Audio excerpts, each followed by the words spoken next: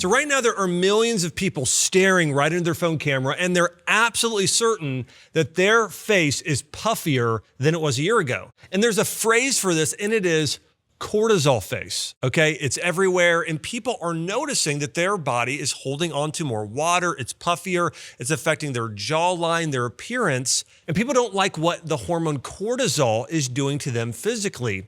So today I'm going to do what the internet won't. I'm gonna tell you the truth about what cortisol does to your face, what it doesn't, and then lay out for you the exact plan, including the diet, the supplements, and the natural treatments to fix it naturally. So here's the big idea and one of the first things to know. When your face looks puffy or tired or inflamed, that's not vanity and it's not random. It's a readout of what's actually happening a layer deeper or several layers deeper in your hormones and then with your cellular health. And these are things actually you don't want to overlook. Listen, if you are puffy, if you have bags under your eyes, if you feel like your face is aging too quickly, that's a message your body's sending to you, and you actually do want to take action in order to heal and correct imbalanced cortisol face, and actually fix the root of these hormone and cellular problems. And I'm going to teach you exactly how to do that today on the Dr. Axe Show.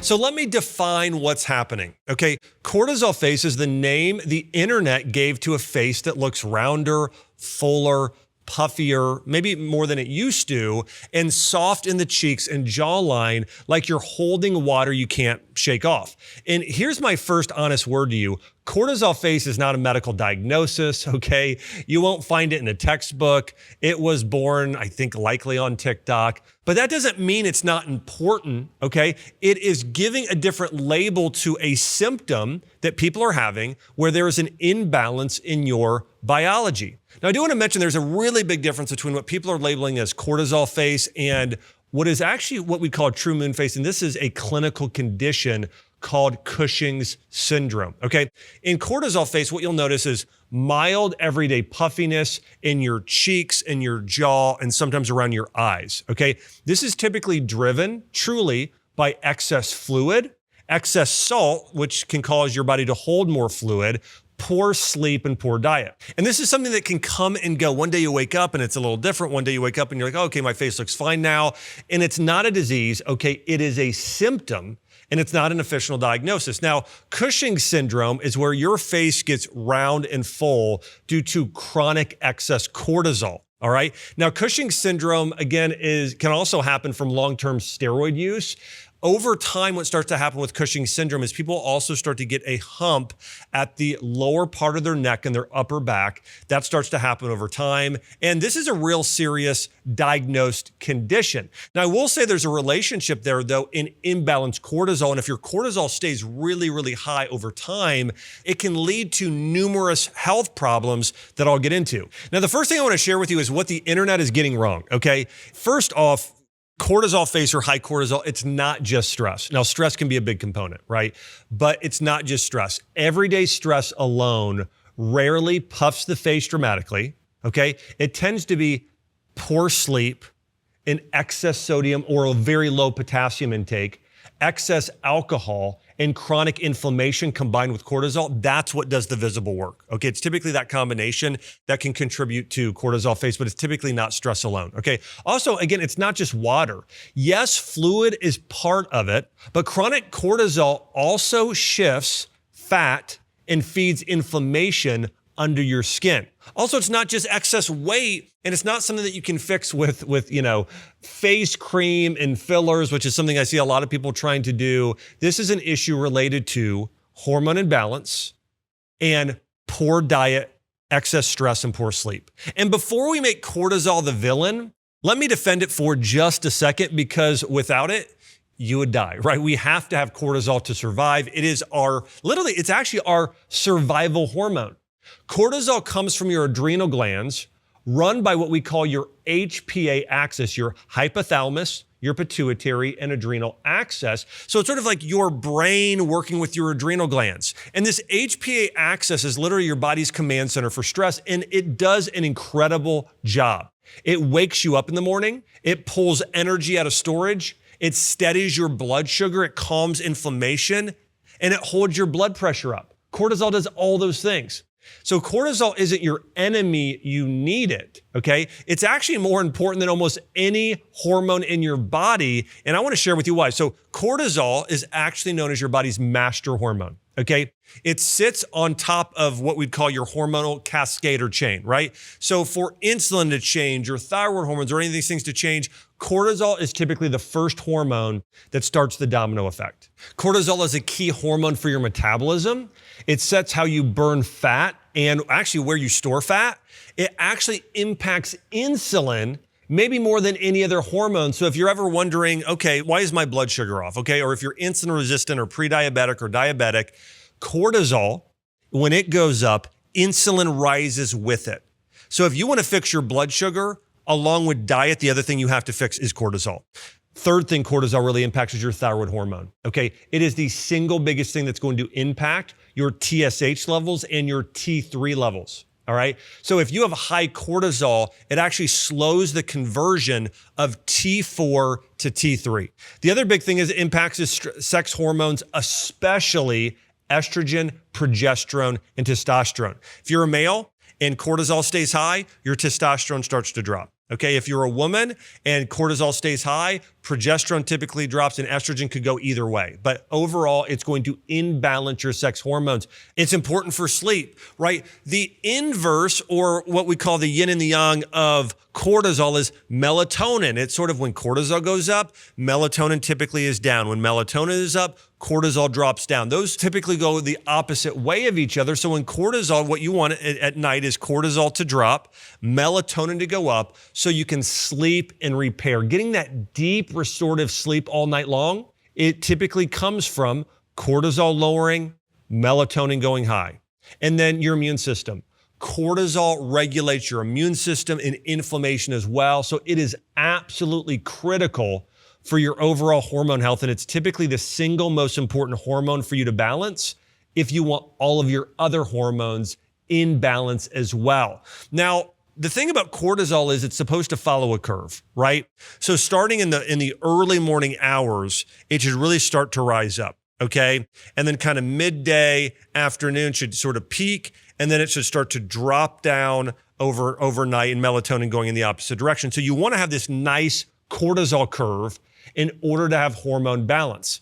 Now, what happens to somebody if they have really unhealthy hormone levels and cortisol's off is cortisol will almost just stay the same. It stays a little bit too high, and it doesn't really have this curve. And so you kind of feel tired during the day, and then you don't get deep sleep at night, and it doesn't drop down to where it should be. And it flatlines as a curve. And so you feel tired when you should have energy, and you have just a little bit too much energy when you should be tired and sleeping.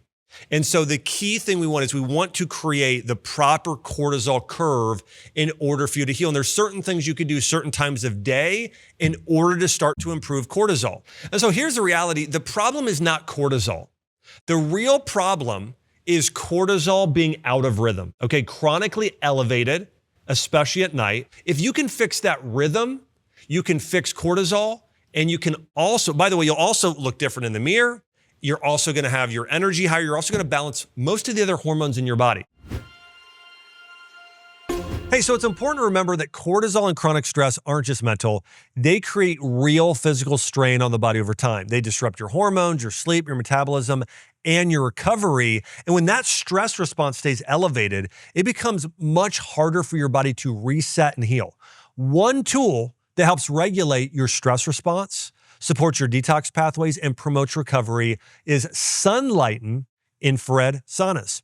These are targeted infrared light and heat, which are absorbed at the cellular level, helping reduce stress and improve circulation. That's why I trust Sunlighten, as they've led infrared technology for over 25 years with patented systems designed to deliver high-quality infrared. Their Impulse Sauna, which is what I personally have, lets you customize precise wavelengths to match your health goals. If lowering stress and supporting long-term resilience is a priority for you, learn more at sunlighten.com/axe. Use the code AXE to save up to $1,600 plus free shipping with additional savings throughout the year. Now, there are 6 ways high cortisol typically shows up in your face, and I alluded to some of these earlier. Number 1, from excess fluid and salt, right? So your body, under your eyes, on your cheeks, around your jawline, you're holding fluid. It tends to be a few things, okay? Too much salt, too low of potassium, okay? And then just your organs being overtaxed, typically your kidneys and adrenals, okay? But if you are eating a diet really high in salt and processed foods, also sugar, by the way, sugar and salt cause fluid retention, so does alcohol. So those things are gonna cause you to hold on to fluid. Potassium, and to a degree, things like magnesium, but really potassium more than anything, will help your body flush excess fluid out, okay? So remember, more potassium, more magnesium, keep sodium moderate, natural, a little bit of sea salt's fine, you should be getting that, but doing fast food or excess electrolytes isn't gonna help you do that, is gonna hurt your body in that way. So you wanna create, there's actually something in your body called your body's sodium-potassium pump. And sodium causes your body to hold on to water. Potassium causes your body to release water. And the foods highest in potassium tend to be fruit and beans. Okay, so if you can increase your intake of fruit and beans and sweet potatoes in particular, those tend to have the most potassium, which can help your body start flushing out some of this excess water. And you do want to drink plenty of water at the same time, but potassium, magnesium, it's a lot of fruits, a lot of vegetables, a lot of avocados, sweet potatoes, beans. That's what's going to move the needle and typically help the most, that fluid retention. The next one is sometimes what I would call excess fat storage, okay? If your body starts to hold on to more body fat, you gain 5 or 10 pounds extra, you'll start to see some of that puffiness as well. And for that, we know we need to increase protein. We need to increase fiber, be careful with excess carbohydrates, right? And then just move as well. Exercise is really good. That's also good for fluid exchange, by the way. Even doing walking more or doing light sweating, could be weight training, could be 20 minutes on a Peloton bike or a treadmill or swimming. Any of that's fine, but all those things are going to help. So typically, the ways that cortisol are show up on your face is excess fluid and salt and sugar, a fat shift, okay, increasing body weight, and then inflammation, okay? Leaking vessels and swelling gives your body an inflamed look. If your body's really inflamed, that's gonna start to happen over time as well. Increasing your intake of the fruits, vegetables, and here's the big one, omega-3 fatty acids, consuming things like turmeric tea, that's gonna help calm some of that inflammation. Number 4 is collagen loss. Your body will start to sag with collagen loss over time, okay? Your body needs collagen. You can get that as bone broth. You can take a collagen supplement. You can also take things that support collagen production like vitamin C and zinc. Those are some of the most beneficial things you can do there. And then of course, blood sugar imbalance. When you have your blood sugar spike, now I mentioned this earlier, when cortisol goes up, insulin starts to go up. You know what else happens? When insulin goes up, cortisol oftentimes will go up as well. Okay, now and then later on, sometimes they can both crash. But those two hormones, insulin and cortisol, really impact each other. So if your blood sugar is off, you're consuming excess carbohydrates or not getting enough protein and fiber, that's gonna cause an issue as well. And then number 6, and this is one of the most important, if you are not sleeping well and your lymph is not moving well, you will also store fluid in your face. Okay, poor sleep stalls drainage of your lymphatic system. So one of the greatest things you could do is prioritize deep and restful sleep. Turn off the devices a couple hours before bed, wear the blue blocker sunglasses, just kind of really getting a nice calming routine in the evening. That is gonna help tremendously move your lymph. The best way to move lymph is typically walking and getting on a mini trampoline like Rebounder. Okay, doing those things are going to help you move your lymph system. And what I want to do now is I want to go one layer deeper, okay, on exactly how to fix these issues, okay? Every one of those 6 things I talked about traces back to the same place. Your cells, okay? Chronic cortisol drains your mitochondria. Those are those little power plants that live in very, very dense amounts throughout every cell in your body, but also very densely in your brain, in your heart, in your adrenal glands, in your muscles. And when your body is flooded with oxidative stress, it starts to rust and damage your cells and your mitochondria. So when your face looks tired, that's not just your head talking, that's your cells talking. They're on low power mode. They're trying to survive. And here's the reality. If you heal your cells, your face will follow. Now, before I go deeper, I want to ask you for a quick favor. Subscribe to the podcast. It is the number one thing you can do to support the show. In this way, you don't miss a single episode or well-known guest that's coming on the show. Also, think about one person that could really benefit from hearing the truth here about how to balance cortisol and hormones. Share this with them on a text message or social post. Thanks so much for being on mission with me here in the show. Okay, so let's talk about why your cortisol is stuck high. All right. Number one reason is this: your mind is always on. Chronic mental and emotional stress puts your nervous system in overdrive. And so your brain just never shuts down. Now, by the way, I want to confess something right now.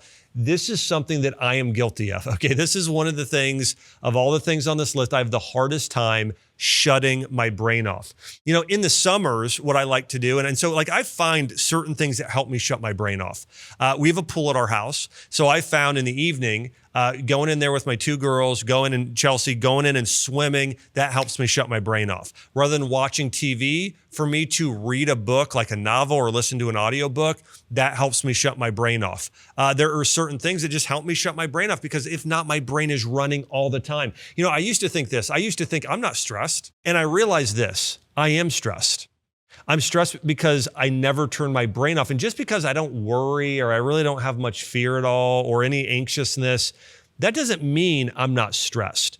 I have a type of mental stress where I'm always thinking and analyzing and researching and studying. And I love it. I love reading. I love learning, but I shouldn't be doing it all the time. And so really my rule is this: after dinner, shut my brain off. And that's the single biggest thing where I found if I do that, my hormones stay balanced, my health is good. But if I start to work on my laptop, or I'm on my phone, or doing those things after dinner, and especially, and also on the weekends, if I don't take one day just fully off, that's when I notice my hormones and my cortisol start to get too high. So one of the biggest things you can do is turn your mind off and think about, for you, what is that thing you need to do? And have a rule. On the weekend, on Sundays, do not look at any devices, or maybe it's Saturday or after dinner. And then what are those things that help you turn your brain off? Is it connecting and having deep conversations, reading a book, playing with your kids, doing sports?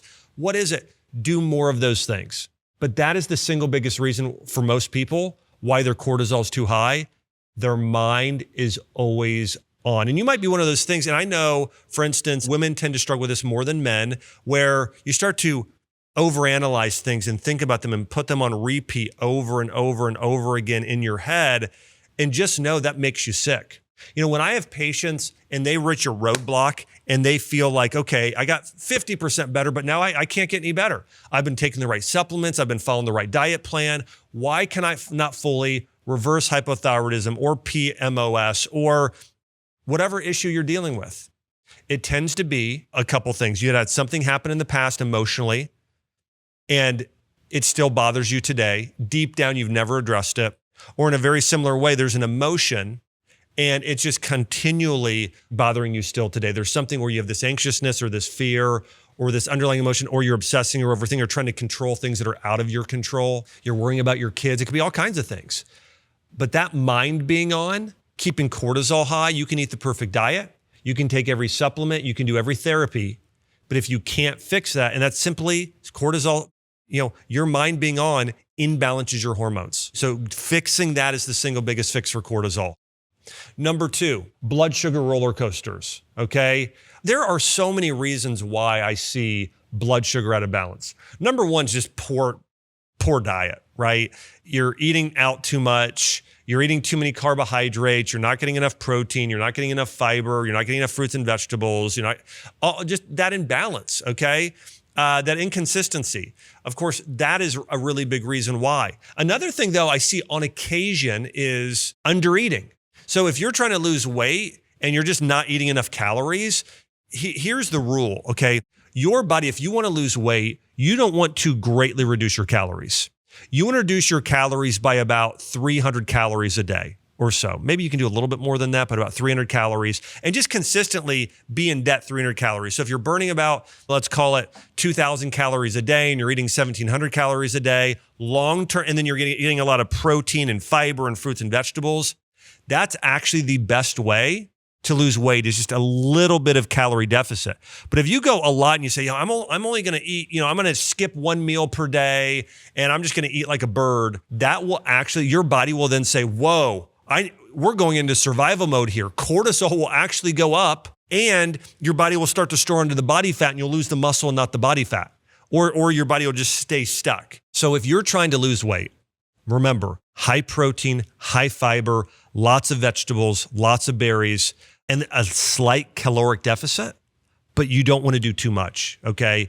And that's sort of how you want to do it. But you want to keep your blood sugar balanced. And the other thing, of course, there's many things that can help that. Cinnamon and herbs like berberine can be fantastic.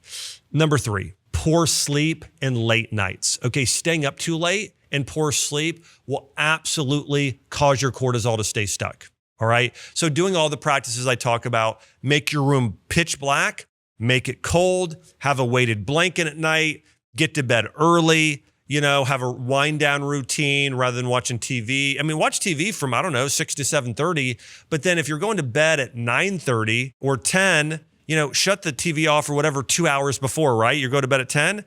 And by the way, you really want to be in bed at least 8 hours. You want 8 hours of sleep. Okay. And I wear an Oura ring and I'm constantly tracking my sleep and so does my wife, because we just know sleep is that important. Number 4, overtraining and under-recovering. Now, listen, this is probably something only about 10% of you are guilty of, okay? You're working out, you're in the gym all the time, but you're not recovering enough. And this is where sleep is maybe the most important part of this. But you do want to, more isn't always better. It's a balance, right? Now, listen, 10% of you are overtraining, probably 40% of you are undertraining, right? And there's maybe about 50% of you that are finding the right balance there. But you do want to find that balance there of weight training with a day or so of cardio or 2. And if you do that, you're really in the sweet spot. Number 5, stimulants and alcohol. Alcohol, excess caffeine, especially later in the afternoon, that will absolutely throw off your cortisol curve, okay? And then number 6, hidden physical stress. It could be an infection like a parasite or Lyme or mold, those sort of issues.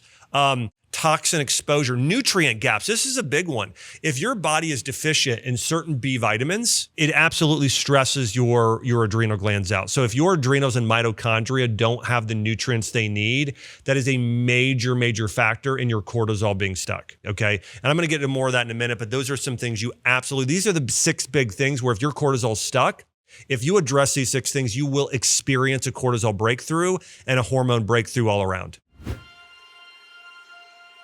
Have you noticed a puffy, rounder face, stubborn weight around your midline, and that wired but exhausted feeling, and you're tired of being told it's just stress or you're just getting older? Now, here's the thing. What you're seeing in the mirror often starts with your stress hormones running the show at the cellular level, and most blood work won't measure the markers that actually reveal what to do about it. This new test completely changes things, and my team knows exactly what to look for. I'm currently offering a simple at-home blood test that actually tests for the right things, targeted biomarkers, including hormones, thyroid, and metabolism. You'll also get a full hour with one of my senior health advisors to review your results and discover ways that you can work with the Health Institute to finally find lasting healing. If you want to check it out and grab one before they're gone, just go to mybloodwork.com now.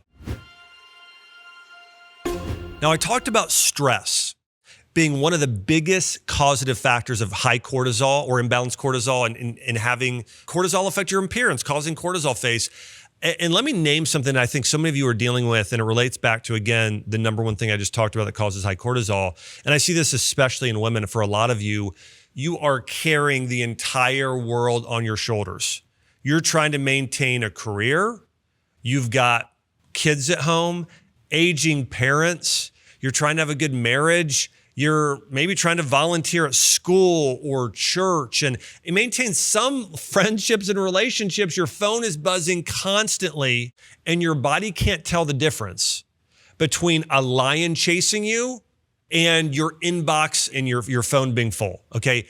It just keeps your cortisol on. Your body's like, okay, I am in emergency mode here. I want to mention this. Sleep is a big multiplier. If you are wondering, how do I get back into balance? Prioritize sleep. I'm telling you, get to bed early. Do things to wind down early. That's one of the greatest things you could do to get your body back in rhythm. You know, there was a recent study that looked into this, and here's what they found. Even one night of shortened sleep raise the next evening's cortisol by 37 to 45%. Think about that. One night of really poor sleep. And that's why you will notice your puffiness of your face could be bags under your eyes or around your cheeks or jawline.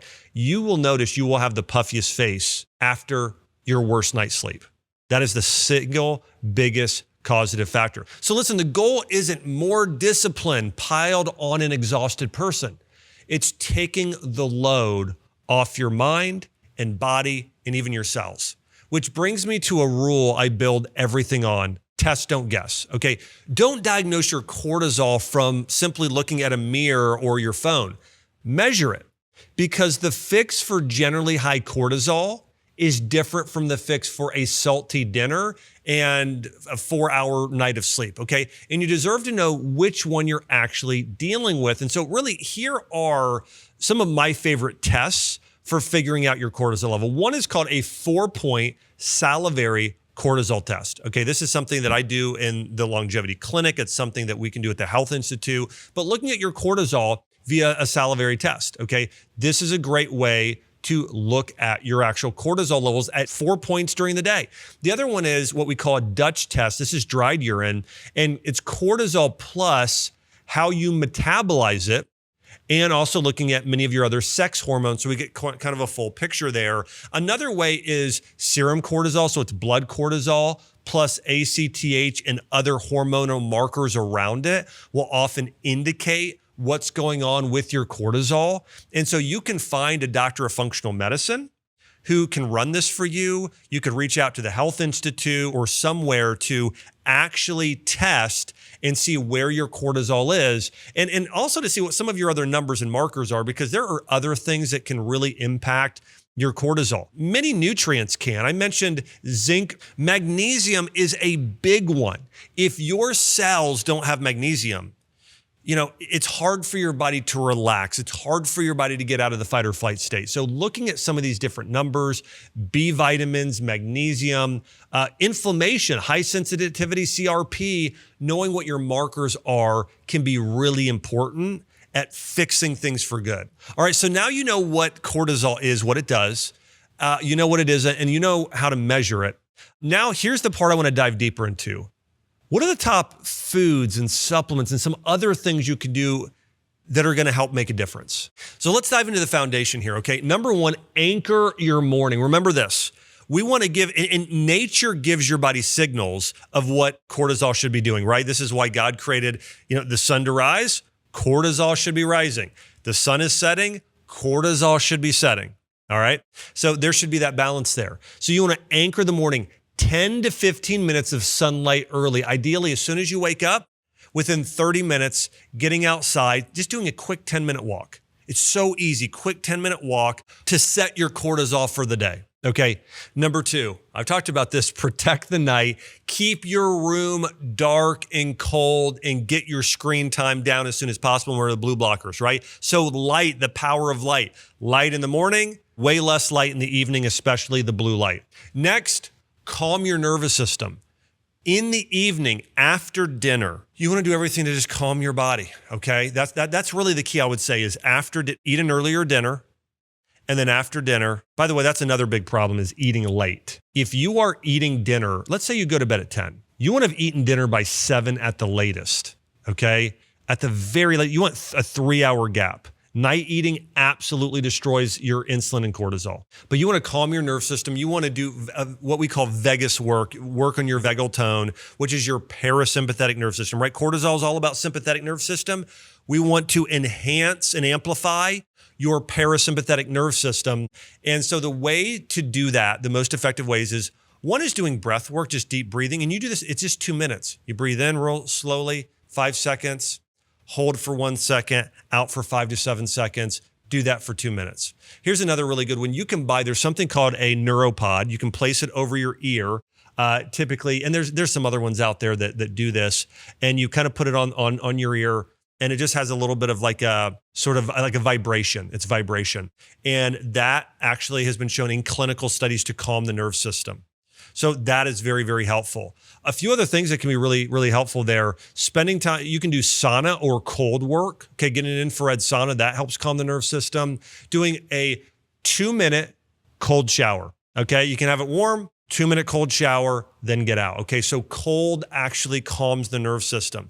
And then of course, prayer and meditation. These are powerful things that can calm the nerve system. So reading your Bible, spending time in prayer, meditating on something you've read. And then here's another big one, gargling. Okay, for 2 minutes. Have a 2-minute timer on your phone. You put water in your throat and you gargle vigorously for 30 seconds. Take a break for 5-10 seconds, you breathe, do it again 30 seconds. You do that about 3 to 4 times, just sort of calming your nervous system there. But gargling, humming, like, monks have done that for a very long period of time. But that's it's a vibration.